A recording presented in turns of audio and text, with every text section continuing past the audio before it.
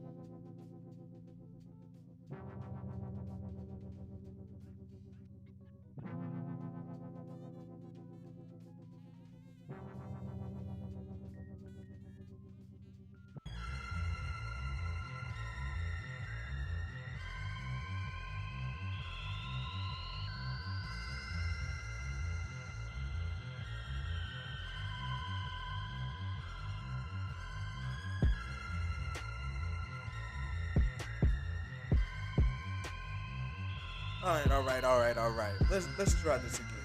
Let's try that again. What is going on, my good and nerdy people? It is your Normie Sensei Master Cunt here with Normies and Nerds, where we take your normies and turn them into nerds here in the dojo. Gotta catch my breath a little bit. Had to do a little bit of running to grab a charger cord, what have you. But we're here. And not only are we here, man, spoiler warning off the bat for Loki season finale. Not only are we here, but Disney Plus MCU to my book has officially arrived. The craziness of the MCU has officially made its way over to Disney Plus with this Loki episode. We are going to be going in. We're going to be going ham, going into the training ground, talking about all the cool things we got from Loki in this bombastic, this epic season finale to cap off a great series. Man. One of the best season finales that I can recall to date. But let's go ahead and say what's up to the people who are in here. Like Cat in Pennsylvania, my man, thanks for dropping in here. And that's all I got in the comments right now, but I know more are coming. But yeah, let's go ahead and just get into some conversation here about B Grissom. What's popping off, bro? What's going, man? Let's go ahead and get into our conversation here. Make sure you drop a like and subscribe to the channel because we do some dope shit. We do some dope stuff here, and the What If series is coming up, and it's going to get even crazier with these theories, man. It's going to get even crazier. I think they're going to take us there. So make sure you drop a like and subscribe to the channel. So, what I have to say, Ashton, thanks for dropping up in here. Got to Pennsylvania. A deal is a deal. I'm not sure how to get those to you, but I'm sure you do. Catch me in the next stream, bro. What do we bet? I don't even really remember what we bet, but it's all good. But let's go ahead and talk, because I don't want to be here long tonight. I know we got Darren's Danger Room tonight. They're going to be going ham over there at the Den of Nerds. But we're going to have a little bit of overlap. I'm going to just keep it 100. But when we're talking about what we saw last night, I straight up give this episode, this season finale, a straight up 12 out of 10. I give it a 15 out of 10. Like this season finale not only delivered for this season, but it delivered for season 2. Not only did it deliver for season 2, it delivered for Multiverse of Madness. It delivered for Spider-Man No Way Home. It delivered for Quantumania. It delivered for Secret Wars whenever that comes. This thing right here delivered. and that's why it gets the highest of the highest scores. So we're going to get into the training ground to break it down. We bet Nerd Coin. That's what I thought we bet. I just didn't know how much we bet Captain Pennsylvania. But we're breaking it all the way down in the dojo in the training grounds in a little bit. But what I want to touch on is some of the reaction. All right, so like for me,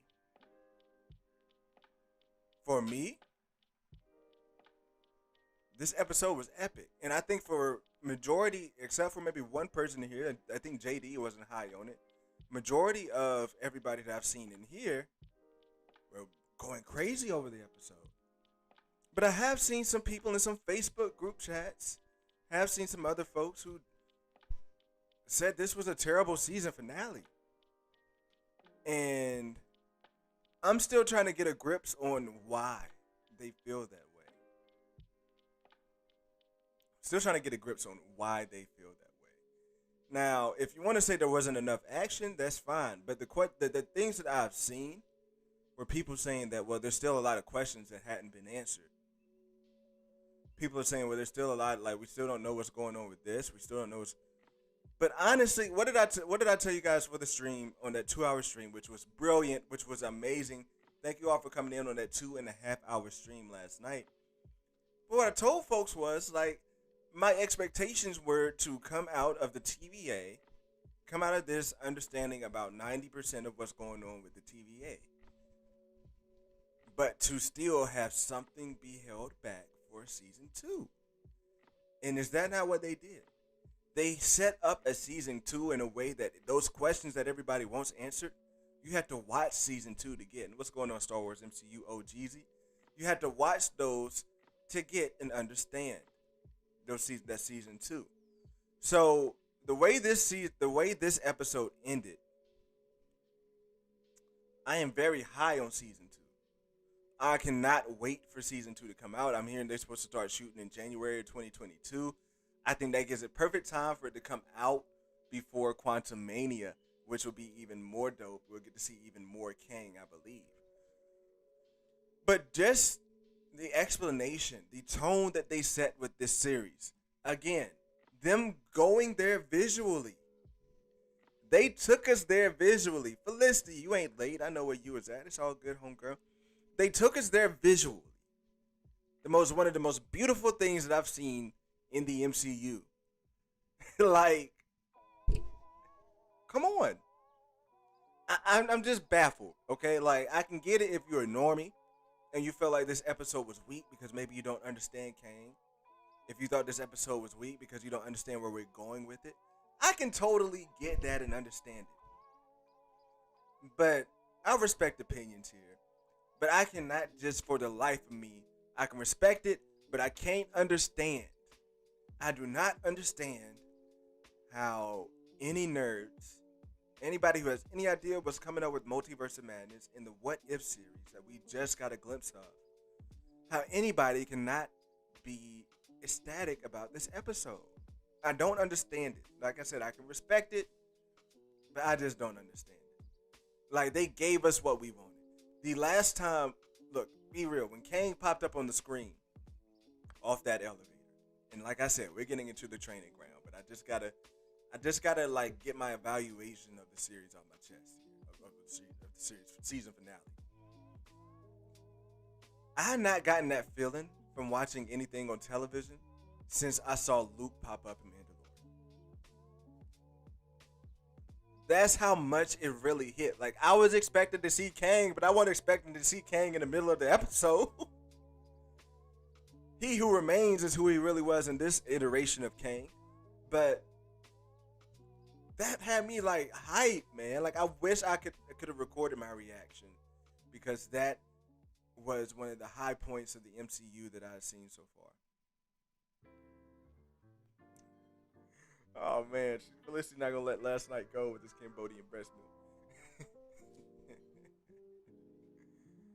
milk. But yeah, it delivered on every forefront. The bases were loaded and they hit a grand slam. Honestly, I cannot wait. On Saturday, we're going to be doing a breakdown, a list of my favorite MCU pieces of content and ranking them from 1 to 27. I think we're at 27 now. 1 to 27. And Loki might be sneaking into the top 7. That top 5 is hard to dethrone. I'm going to be real. You got to dethrone the top 5, and I think that top 5 is hard to dethrone. But this is the series season finale on its own. Might have been some of the best Marvel content that I ever taken in, bro. From just the acting in itself. Having Hiddleston. Having Jonathan effing Majors. I told y'all that Jonathan effing Majors want nothing to be played around with when it came to this acting stuff. It only took me 10 minutes watching Lovecraft Country to be like, this dude got it. But then on top of that, finishing Lovecraft Country, I was like, yeah, it's it. Lovecraft Country had a weird ending, but he carried that weird ass show all the way home. Him and Journey Smollett as well. And then seeing him with the versatility in The Five Bloods on Netflix, my man's is a monster. And he is going to kill this Kang role. Believe that. He is going to straight up murder this Kang role. I can't wait to see more of him on one screen. Right? I can't wait to see multiple Jonathan Major Kangs on one screen. Because it's going to be ridiculous. It is going to be ridiculous. Eric Shaw says, what's going on, bro? He says, congratulations, Trinity. What's poppin', bro? He says, Eric Shaw says, congratulations, you caught it. I guess no rant video today. It's no rant video today, man. It's all love. It is all love. This was the first time I've seen him act. Yeah, man. Jonathan Majors is like that. He's an up and coming star, bro. Up and coming star. So look, y'all didn't come in here. Y'all did come in here to see me talking, to see me chat. But I ain't bring y'all in here just to talk shit off the side of my neck. I ain't come in here just to gloat that I've been calling Kang since what? 3 months ago at this point? I ain't coming here to gloat about that. But what I did come in here to do was to take you into the training grounds. And look, won't you know? What you know? What you know?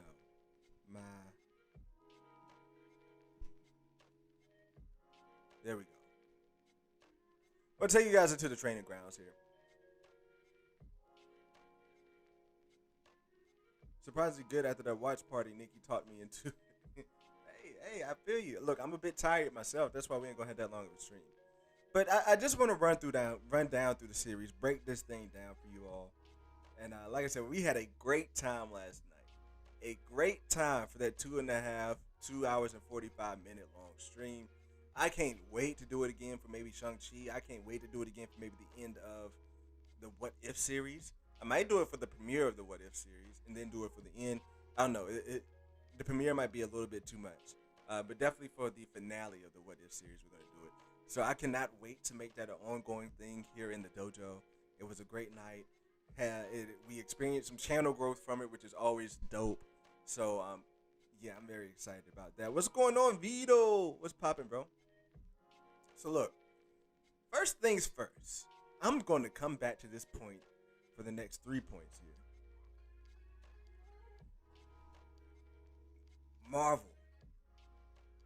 Michael Waldron. Whoever is in charge of the virtual effects, who is ever in charge with the VFX, visual effects, not virtual, who's ever in charge of the effects here with this series, took us there off rip. Off rip. They took us there. Now look, I'm gonna keep it 100. It was 3 o'clock in the morning. Your boy, y'all remember them breaks I was taking last night. And then I took another break before getting into the watch party and watching Loki last night. So I was a little bit too happy, to say the least, watching this series. Watching this series of things pop off. It almost got to the point I was like, oh shit, like we're really in it. But no, they sucked us into the timeline and then sucked us out of the timeline.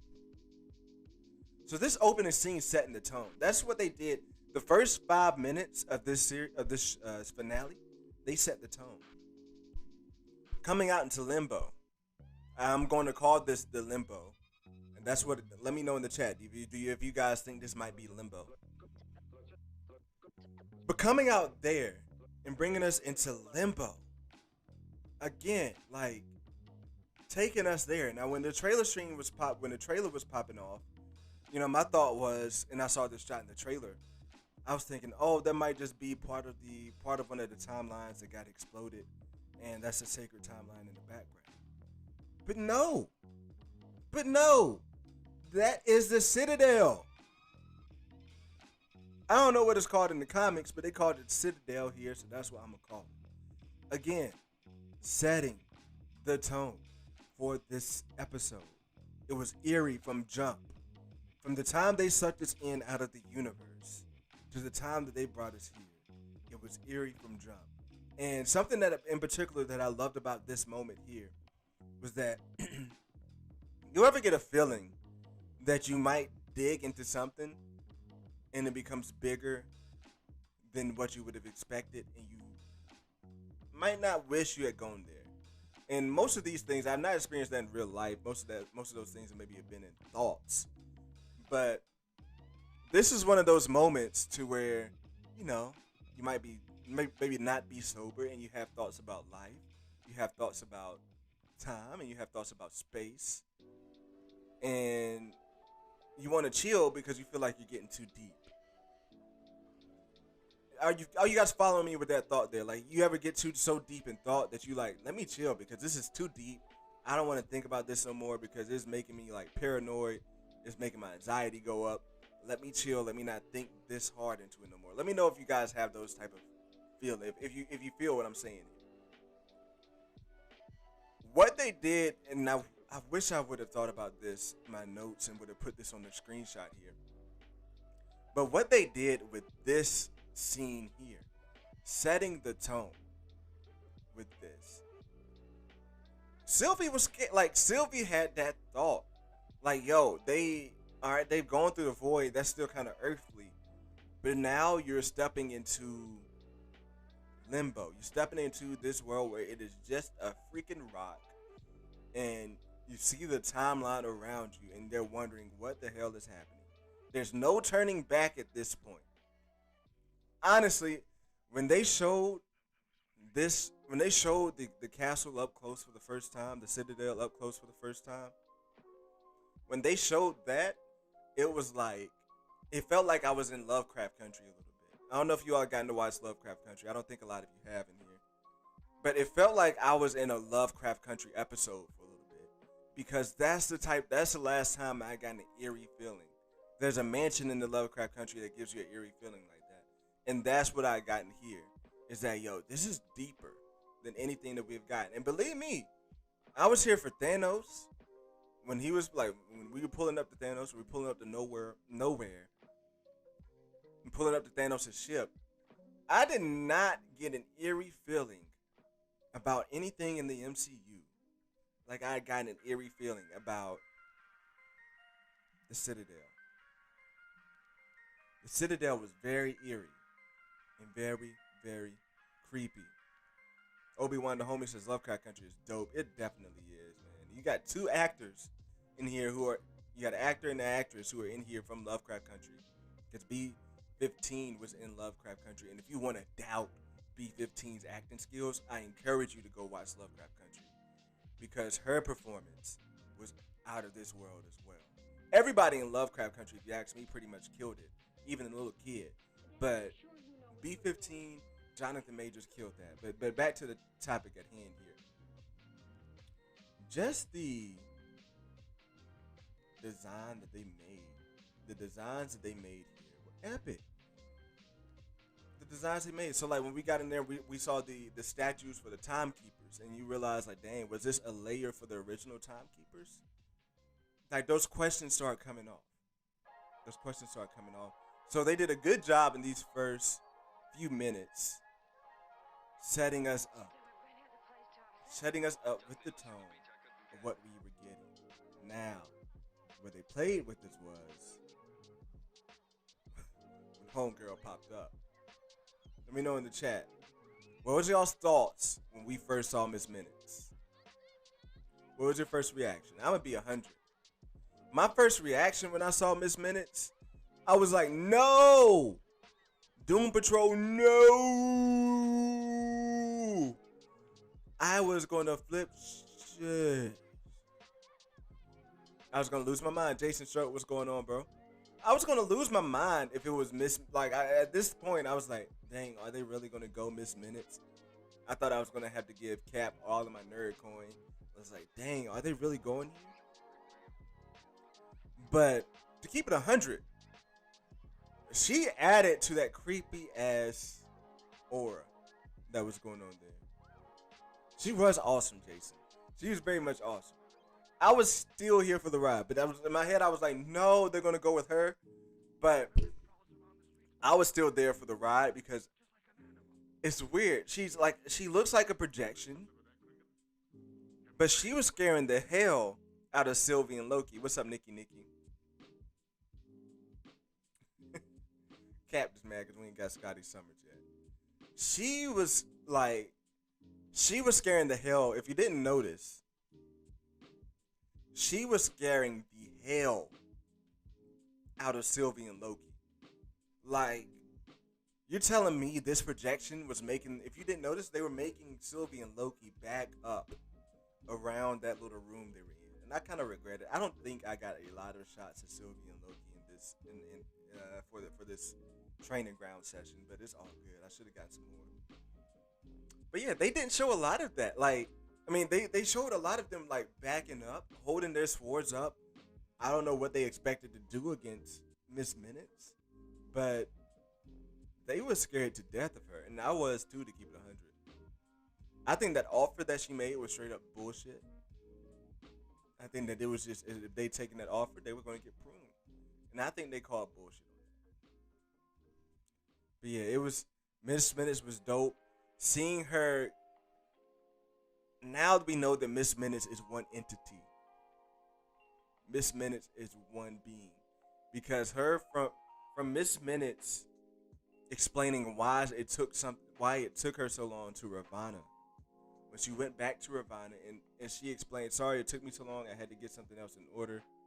She's an actual entity. And to where she maybe knew things were falling apart because she started referring to he, and she had never done that before. When it came to talking about he who remains, she said he.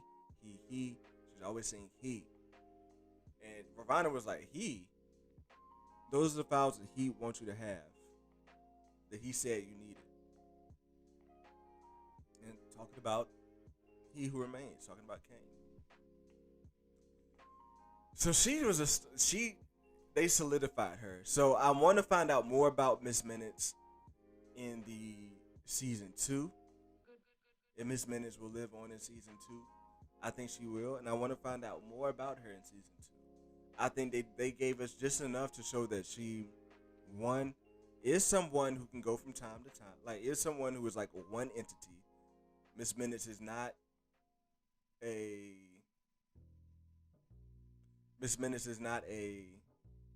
computer program. She's not a recording. Miss Minutes goes from place to place. Now, Miss Minutes could be a recording along the timeline, right? Because Kang, the He Who Remains, knows everything that's going on. So he could have programmed Miss Minutes to follow along with rails, to do certain things. He could have programmed Miss Minutes to do that stuff. So, but at the same time, she is one entity, one being. And it was cool just having her being like, kind of got a little SpongeBob moment. You know that SpongeBob meme when he got his hand, you got the SpongeBob and the rollers, got a hand on the hip, out of exhausted, holding on to that rock. That's what she was like after dealing with this stuff over there at the Citadel. So that was dope to me. Let me just go ahead and knock out Mobius. Now I'll get to the other Mobius stuff at the end. But it was kind of a cool interaction to see Mobius and Ravana have that interaction. Just to show that friendship is still alive, that she cares. She wouldn't be able to prune Mobius herself. So that friendship is still there, something they can still grow on. So I'm just going to leave it at that. All right, it's kind of cool. Miss Menace is his Jarvis. I feel you there, Felicity. I feel you there. And Justice Simone, I'm gonna read your comment a little later. Um, but yeah. Alrighty. So, can we get into the thick of it? Into the thick of it. Into the thick of it. I'm gonna get copyrighted for that. Let's get into the meat and potatoes. Bruh, I still get chills when I see this moment. Because here's the thing. I told you guys, I did not want Loki, the Loki or Sylvie, to defeat Kang the Conqueror.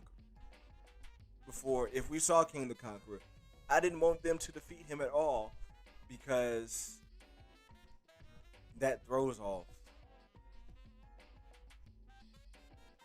what we could see from Kang the Conqueror in Ant-Man Quantumania, right?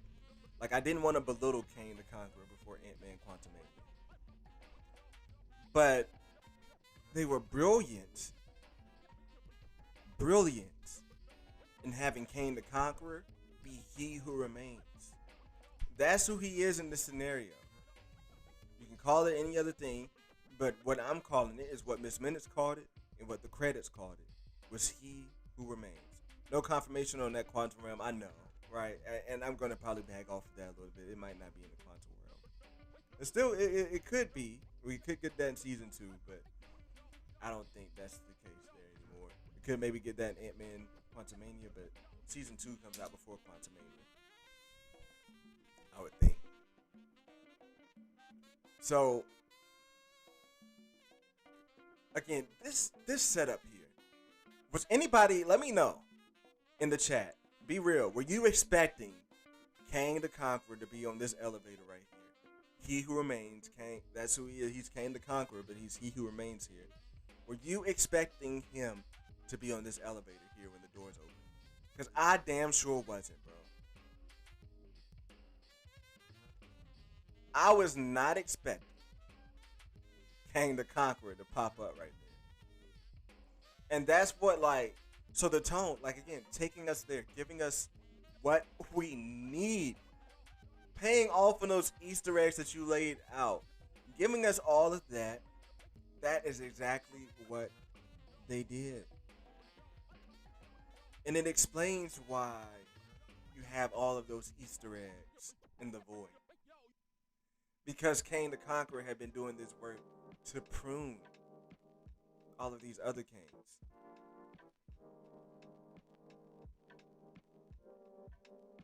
So it was lit. It was just lit. This moment to me, I was like, oh my God. But it was wild. Hold on, somebody say 6. Somebody give it a 6. All right, we'll get to that. Wow, 6 is impressive. What are y'all talking about 6? Chills on 10. But yeah, it's lit. Like that was lit. And then from there on out, Jonathan Majors straight up killed it. From there on out, my man, look at this. Look at this face, dude. From there on out, what's poppin', Wayne? How's it going? From here on out, Jonathan Majors killed it. And Wayne, I'm curious to know how you feel about the series now because you weren't on the series at all. So I'm getting in your business because you're in my chat, Cap. But you weren't really feeling the series at all here. So I'm kind of curious to see if this changed your mind at all or what. But it's the instance, like,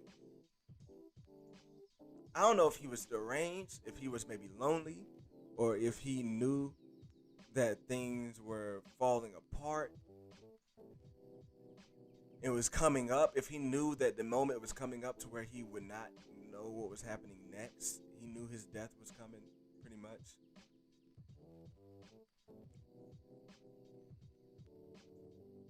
He knows 6 people without a pelvis. Wow. Okay. Oh man, that might not be funny though. Damn. You really know 6? They're all criminals. Oh damn. Okay. But look, anyway, um, Loki let down Wizards. You were let down. Damn, I wasn't. Let me focus here. Let me focus though. Can we just give Jonathan Majors like some props? I'm sorry, like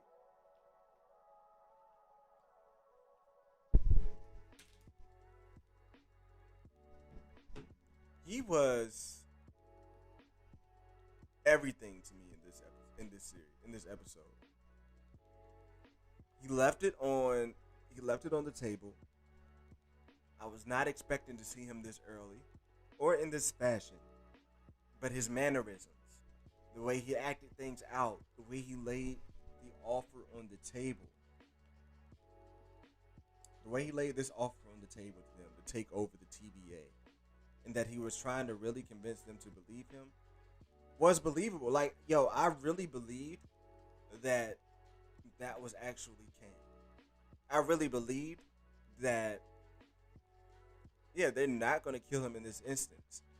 And the way that he laid out why he was doing what he was doing with the TVA, why the TVA existed in the first place, was to me brilliant.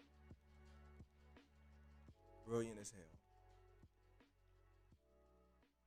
So I was very high on his acting there. I was very high on how they did this Kane. Because at the end of the day, this is not our Kane. We know that. This is not our Kane. But this is an introduction to Kang. So I feel like even for normies, people who aren't feeling this episode, by the time we get to season 2 of Loki, and by the time we get to Quantum Mania, and we see Kang come back around, people are gonna flock back to this episode.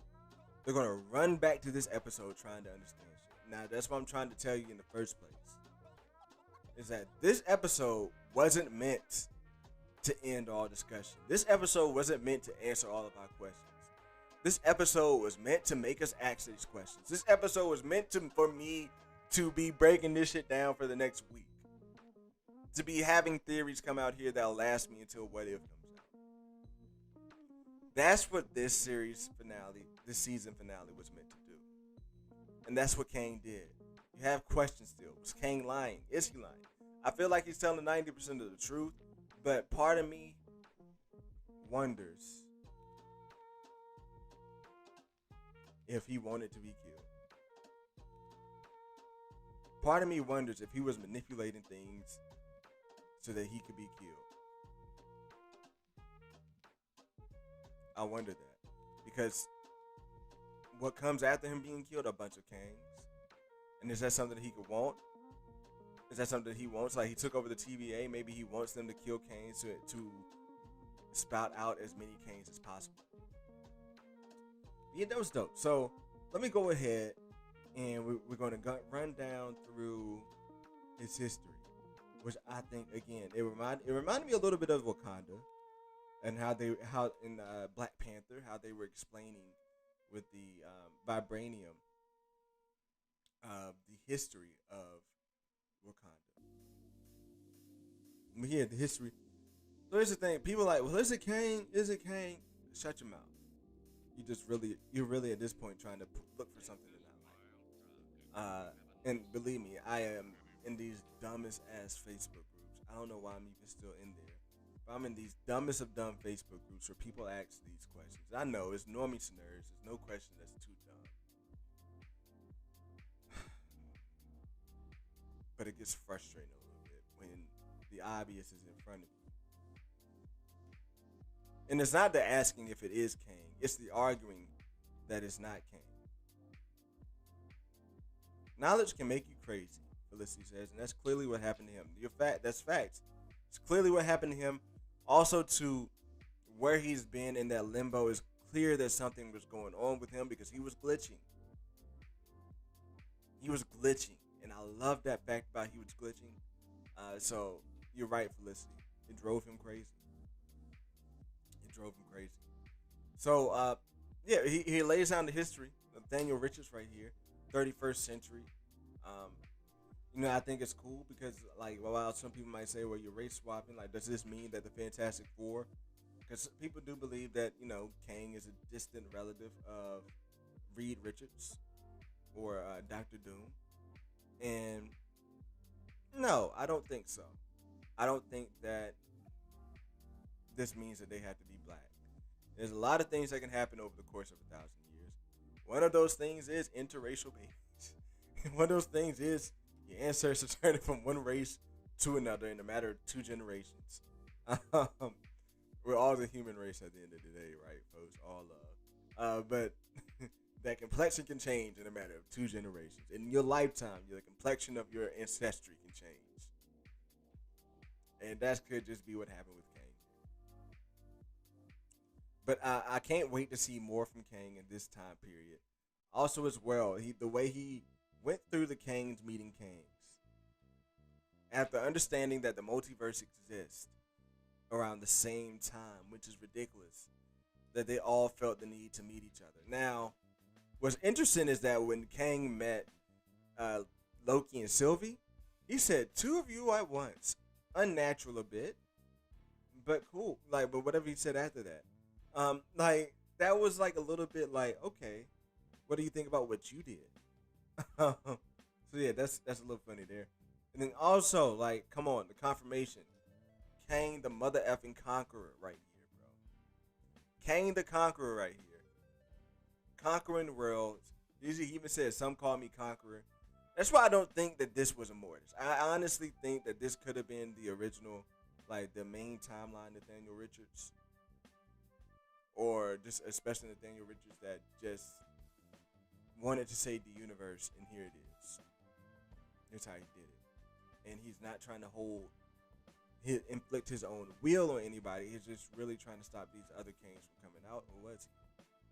I don't know. It's hard to with that final death scene. It's hard to tell. Here we are. The multiversal war that Miss Minutes was talking about in episode 1 was this, where the Kangs fighting out for their universes. So, man, all right, we'll get to the war, and I'm gonna save this part for later. I'm gonna save that part for later. So, what do you guys? Let me know. What did you guys think about that offer, though? Do you think that offer that he was making to Loki and Sylvie was legit? I think he was making a legit offer because he wanted to find a way for this continue to go on. Because if Loki, like he felt like, one, he didn't know what happened next.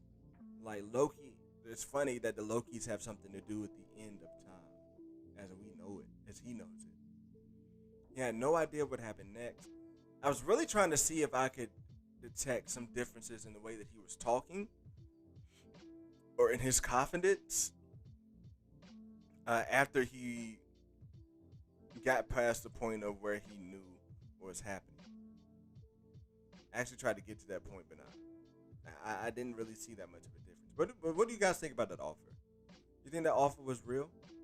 I think it was real because he wanted to live. I think he saw this as the only way to maybe live and to maybe give this stuff up. But at the same time, I think he was cool with dying because, like he said, he's lived many lifetimes and he's a lot younger. He's a lot older than what he looked.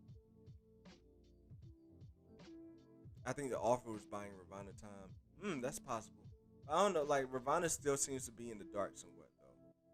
I believe this offer. I believed it too. I believe that offer because he wanted to, like, he was going to get what he wanted out of that offer, and that was to keep one Kang in existence, or if he was to die, to keep no Kangs. He could die and not have to worry about more Kangs coming back. If Loki and Sylvie took that offer, he could die and not have to worry about more Kangs coming back. But yeah, the fool. Sylvie the fool. Sylvie pissed me the hell off. Loki saw it. Loki is a superior Loki, if you ask me.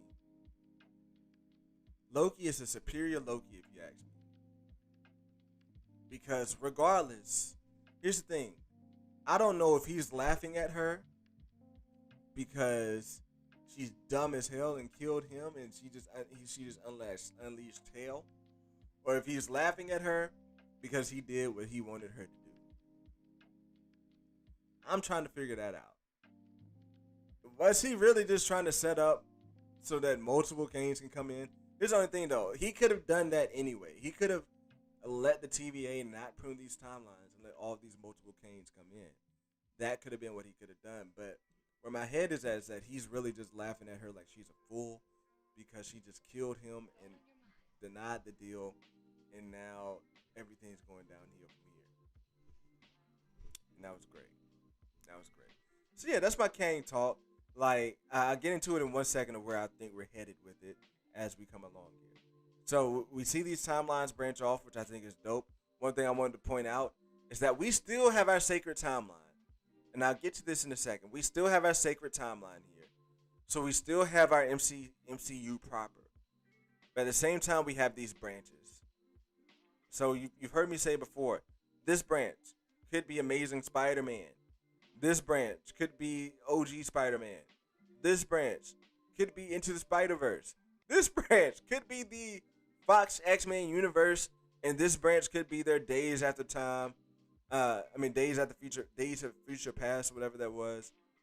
You know, this branch could be the, whatever you want to call it, like a Fantastic Four universe. All these branches could be different universes that we've already seen, as well as universes that we'll see in,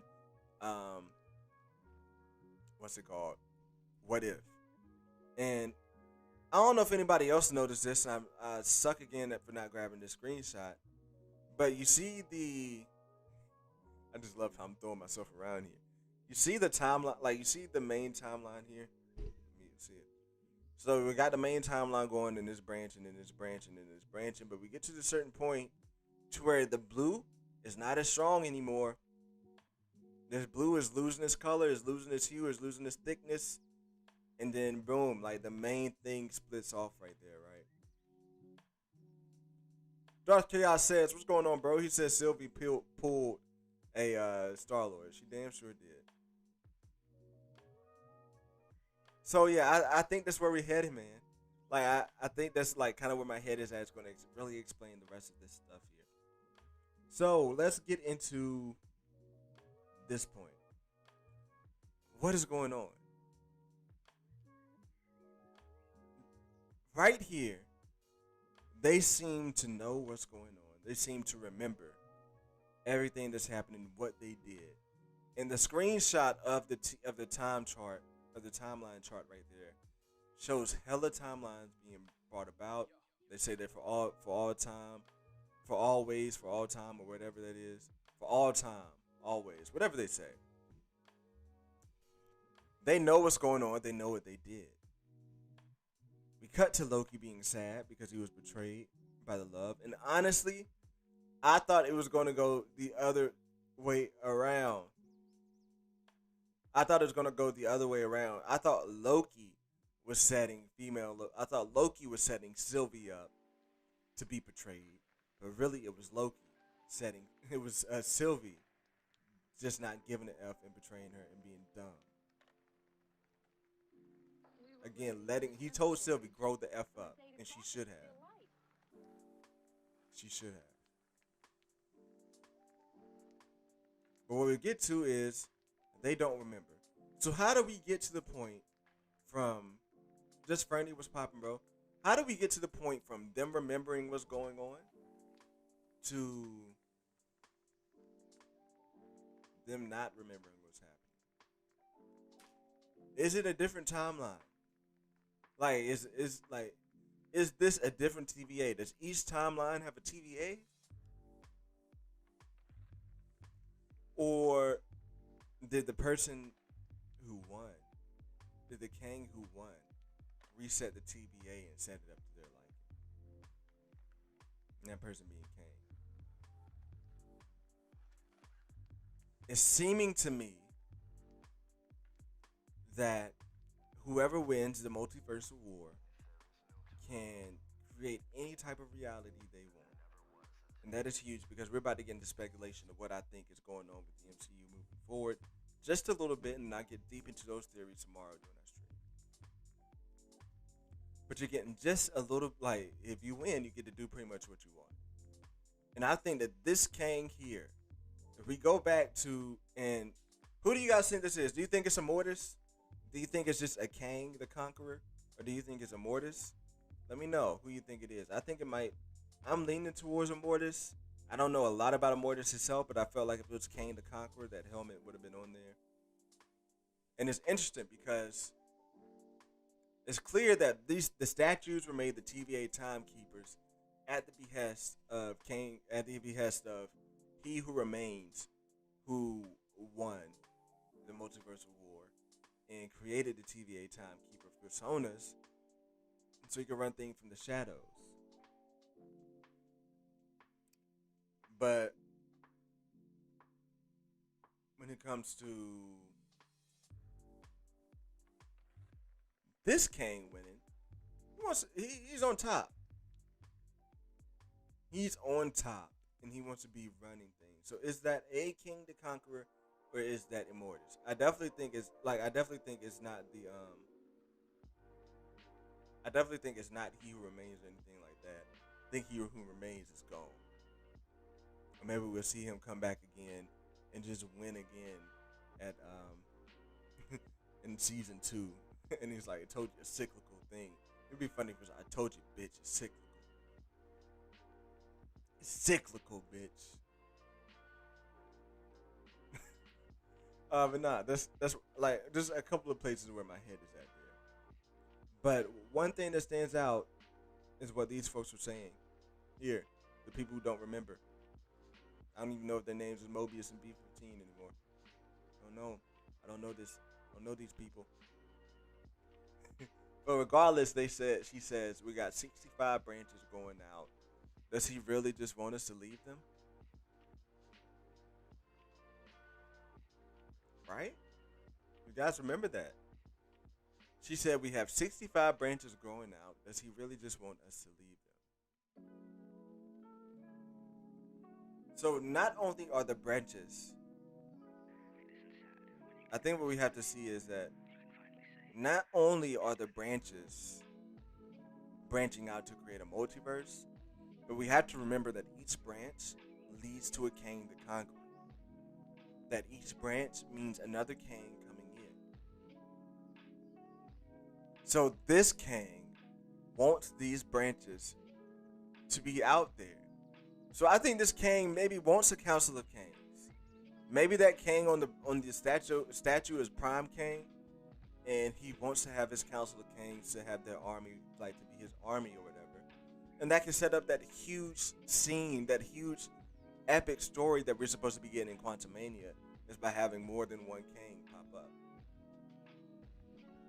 But I am definitely feeling what they did here with this, with putting in their line saying we got 65 multiverse, like we got 65 branch timelines going out there, and you have to figure out a way of how they're going to make this all come together. And can I just rank? I'm gonna come into the final round ground. I'm gonna get out of here in maybe about 10-15 minutes. It's been so much fun in here with you guys. I don't want to be in the final round ground with you guys. I want to be in here with myself and Mando, Baby Yoda back there, and that Bantha stink ass. So, what does this mean for the TVU?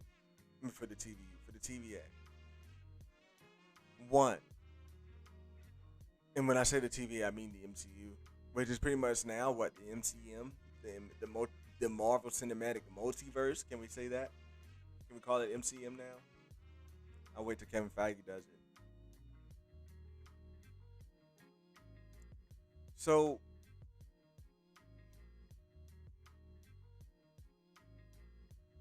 I think my thought is, at first I was like, man, does this mean everything has changed in the MCU? When I saw Immortus, it's like everything has changed. Does that mean like pretty much everything we watch in the MCU is washed away? Like if we're seeing certain things it's not canon or what have you? I would say no.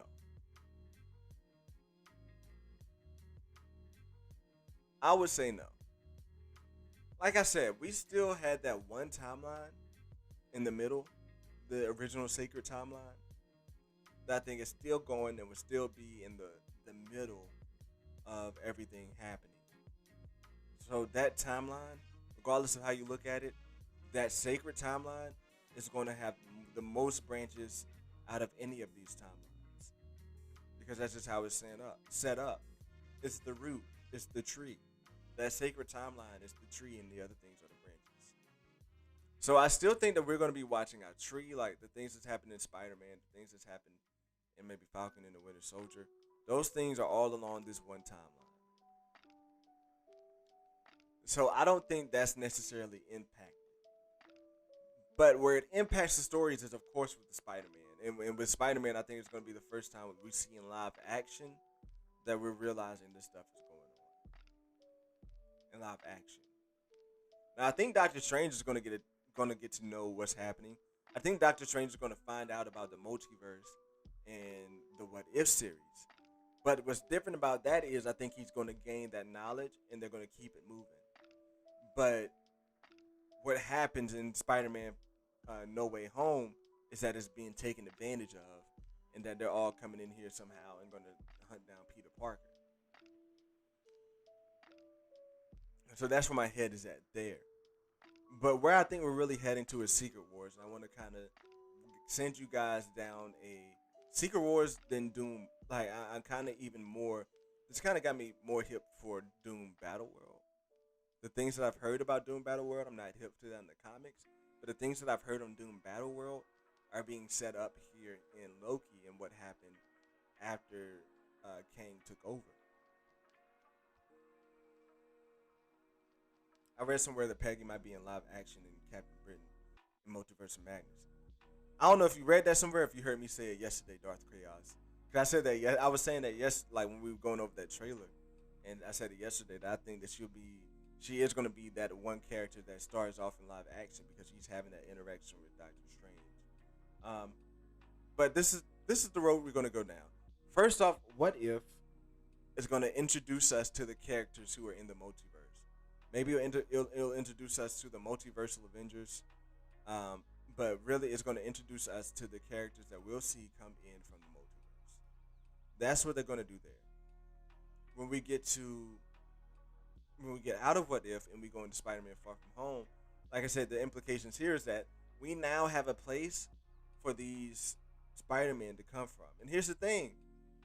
What we have to remember, everything that the TVA did is out of time. There's no such thing as time in the TVA.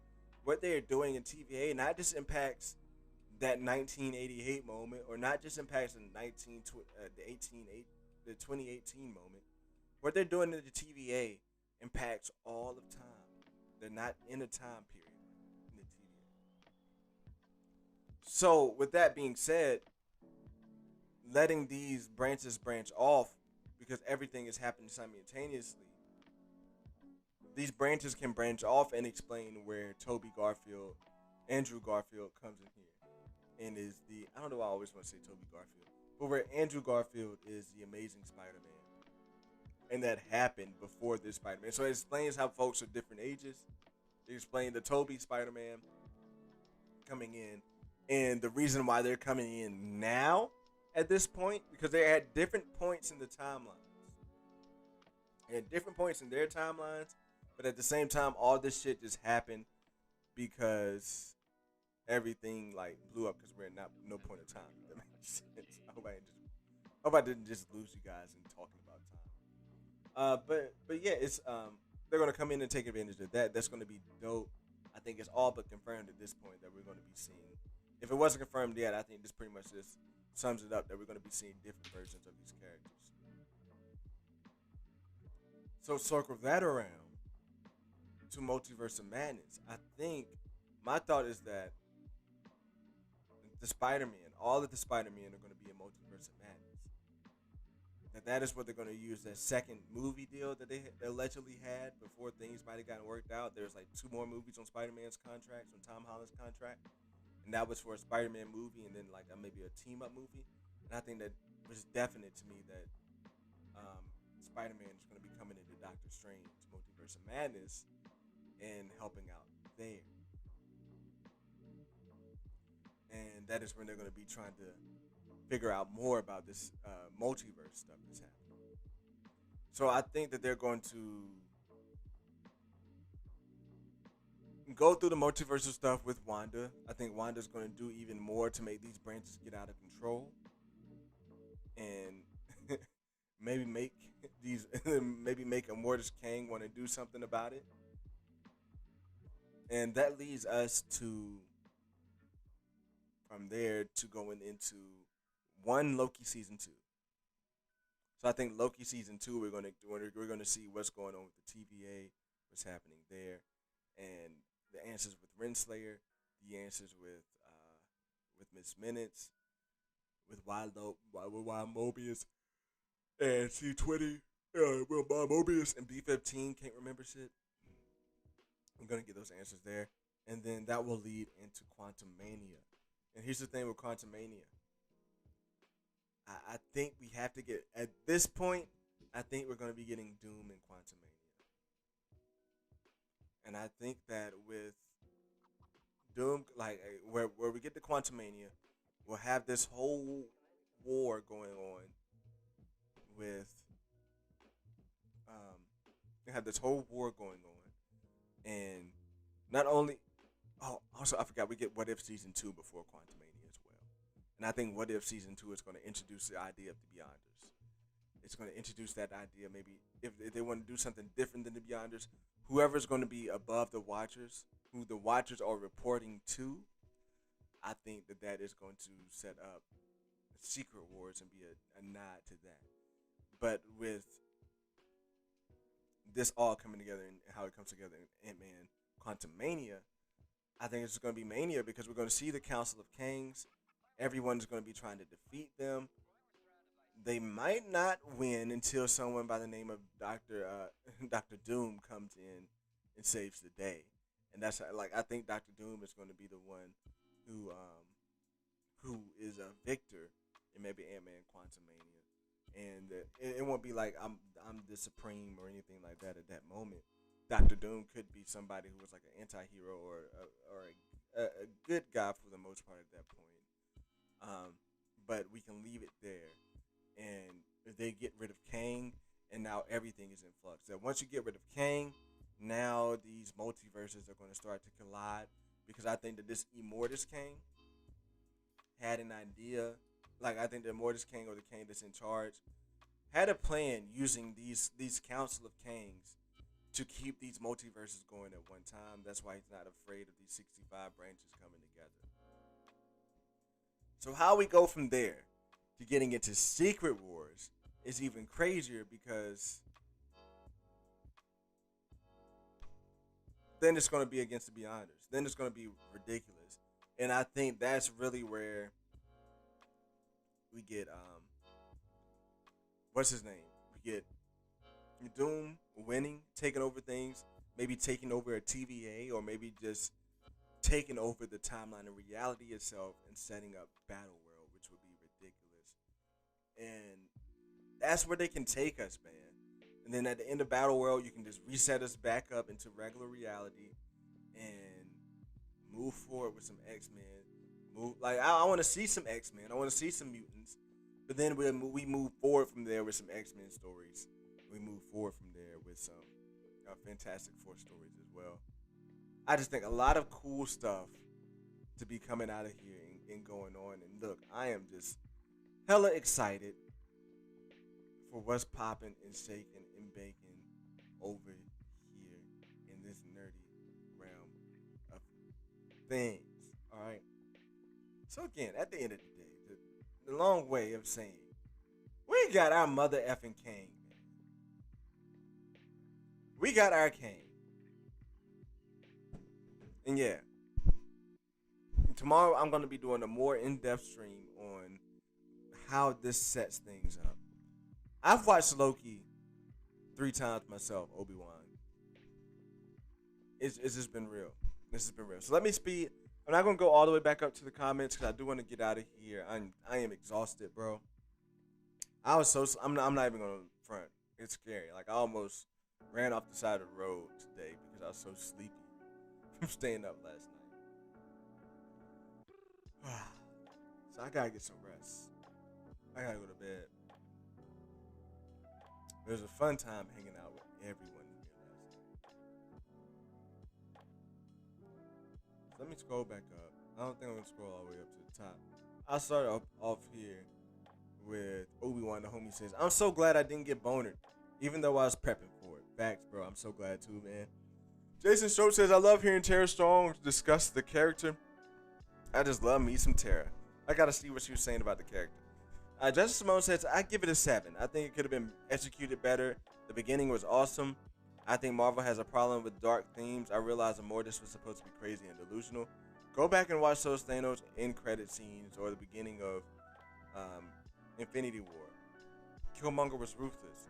Kang is to Thanos what Kylo Ren is to Darth Vader as presented. Obviously, we can get a variant. Look, I'm not going to judge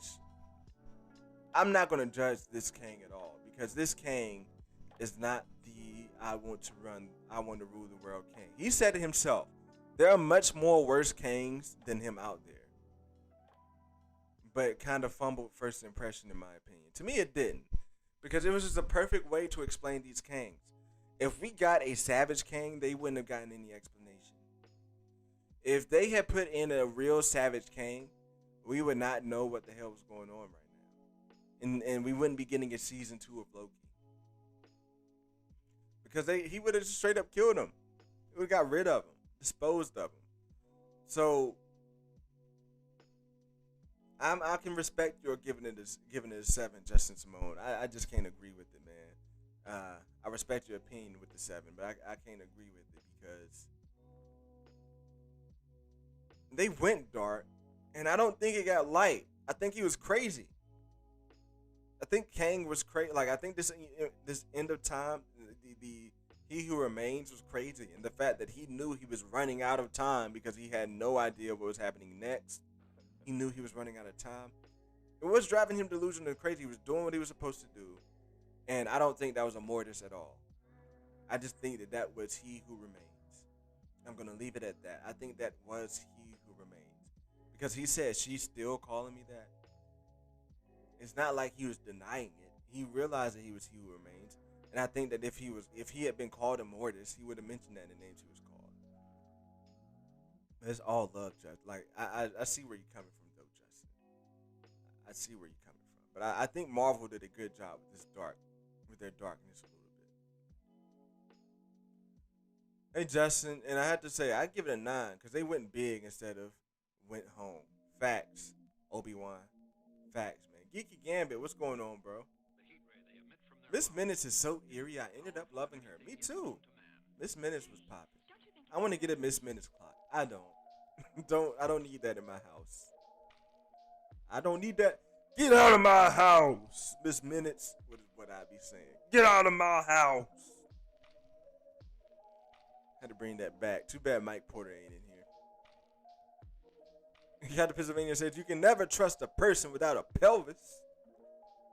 Ash Hammer says no confirmation that it's in the quantum realm. Yeah, hopefully that might come in season 2 or something, or maybe in Ant-Man. But I don't know. I'm not gonna be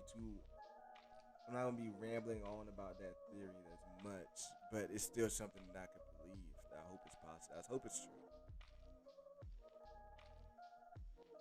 And Cap says he knows 6 people without a pelvis, and they're all criminals. I trust Cap's experience, except when he's talking about Scotty Summers. Hey, I wasn't surprised at all. I knew it was Kang all along. Wayne. Your business is my business. And you know, like they say, there's no business like old business. What was that movie from? What was that line from? There's no business like old business. Was that from Norbit?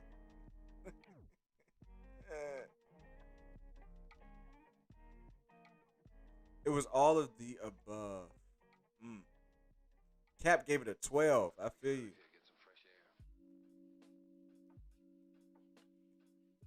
I give them credit for that. I just wish Marvel got a little bit more serious at appropriate times. Not everything has to be funny.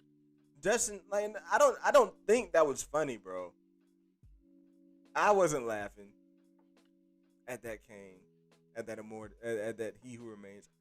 I wasn't laughing, bro. Maybe that's just how you took it, but I wasn't laughing at all. Wayne says I was bored. Guess we would see Kang. I just knew it. IDK. finale bored me. The series was man. I don't know. Like I felt like we were gonna see Kang in a post-credit scene, but I wasn't expecting him to see him in that way and in that light, and I wasn't just expecting them to take us there that way.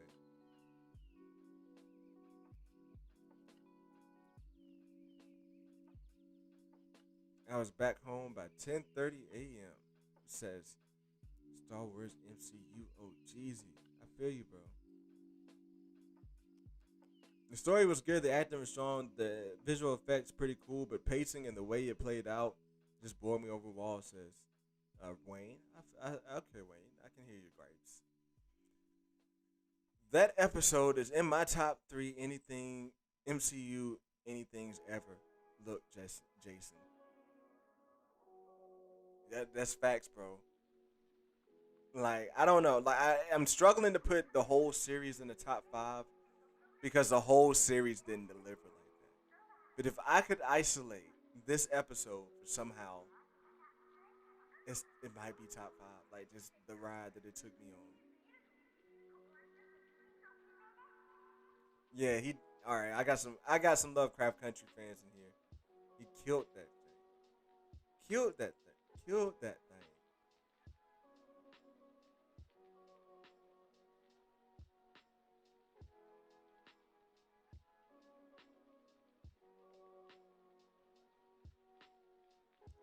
What Sylvie did was analogous to what Peter did with Thanos. She thought emotionally and not logically. That big word, that big ass ACT, SET word, SAT word of the day, Felicity threw me off. My college education, I didn't feel like saying that word right there. A big ass word, Felicity. What's wrong with you throwing in them big ass words in the chat like that? But you're speaking facts though. She was speaking with emotion and not logic. My man's was obviously telling the truth, but she just couldn't let those emotions go. He was obviously telling the truth, and she could not let those emotions go. But yeah, she definitely pulled a Star Lord. I think the convo at the beginning of the episode hinted that she would do just that. She didn't care about anything except to kill the one in charge. That's facts.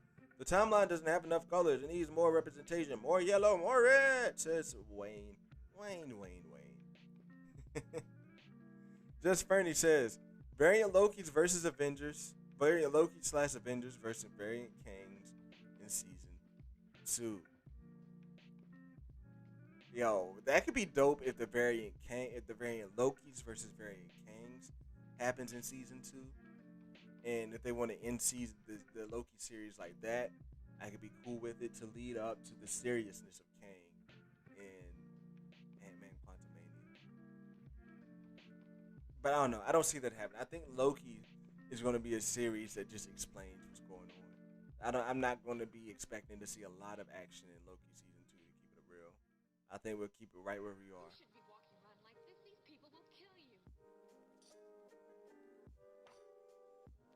I can't stand her. The small amount of warmth I was feeling was erased.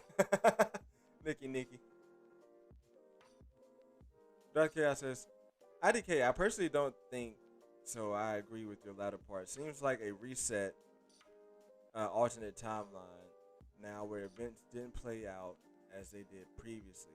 And it's a different Kang in charge. But IDK, I'm with you though, bro. Like, I'm thinking that it is a different. Like, I'm thinking that everything just got reset. Oh, so are you thinking that it's more? Are you Dark Chaos? Are you thinking there's more than one TVA? I don't know. Let me expound to that for me more. I have no love for Sylvia at this point. Grow up. We are all villains here. Facts. Facts. Like Jonathan Majors was. He Who Remains was speaking facts the whole time. The whole time he was speaking facts. Plot hole. Why did they use an enchantment or at least attempt to see if he was telling the truth? Because they couldn't get to him. I think she just wanted to kill him and realized that she couldn't get to him. And you had to touch somebody to enchant them. So I think that's where that came into play.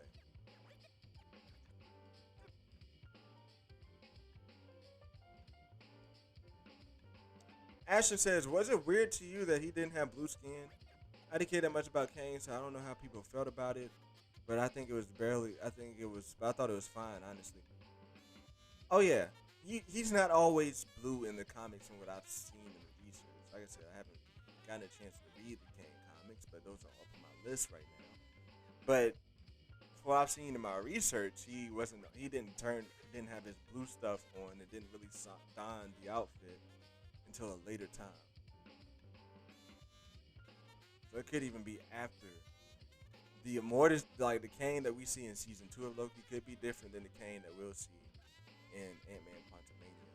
And that could be when we get the blue Kane.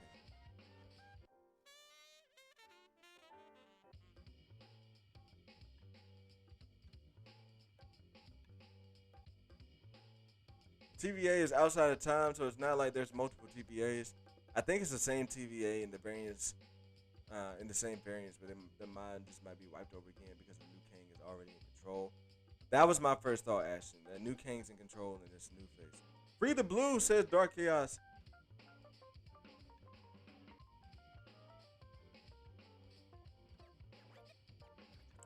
Tom on Timmy Tom on Jimmy Fallon said, "What if will set up the future?" Yep, I think we're definitely coming into live action with these what if characters.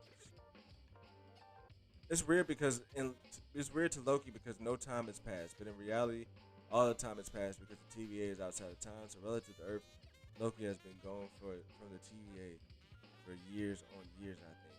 No, Loki can be gone for as long as Loki wants to be gone. Time is happening on a continuous pace. So really, nobody thinks Loki is missing because the timeline where Loki went missing is pruned. So if you're looking at the sacred timeline, Loki is not missed at all. But Loki doesn't know how long he's been gone, and that's how the TVA agents get to stay the same age. Because I don't think you age. I don't think time moves when you're outside of time. That's why my man Jonathan Majors is the same age.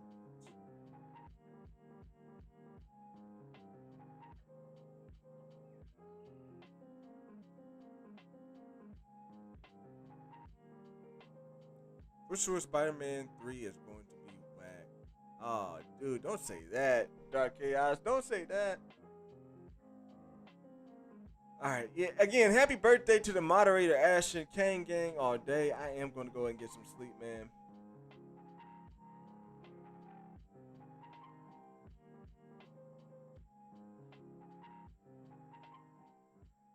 I am going to go get some sleep.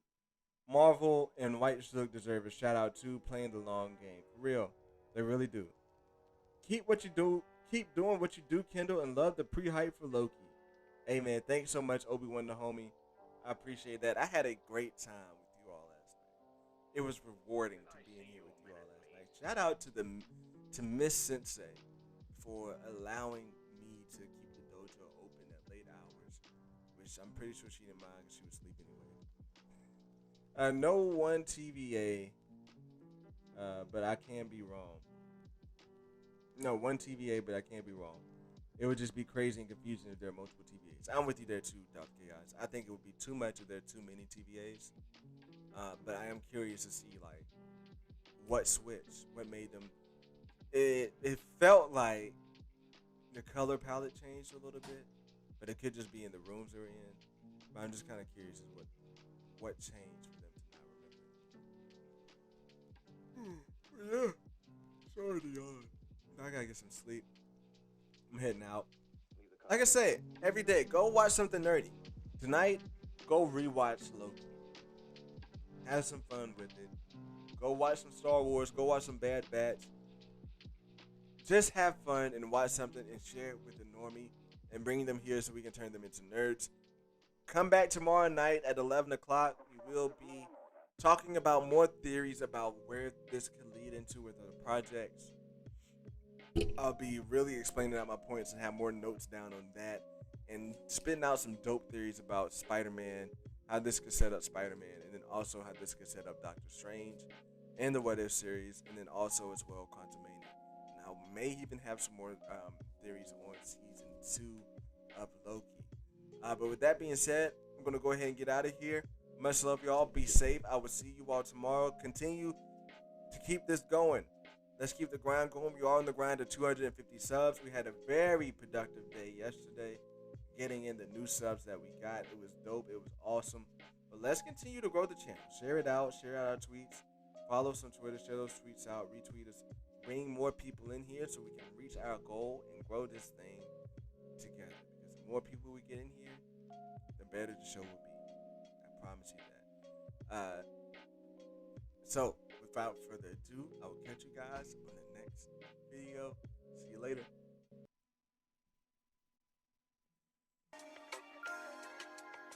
I want to sleep with you, Sky. I have to wait a little while.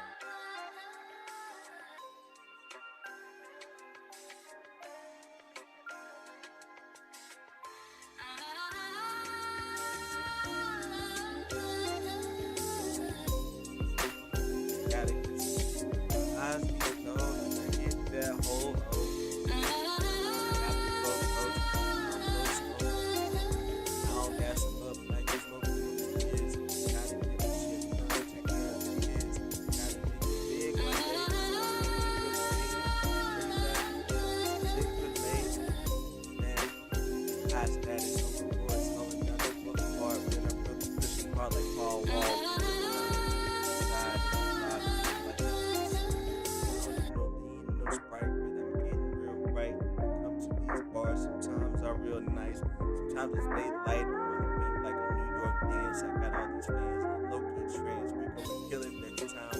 And God, Jack, come in the dojo.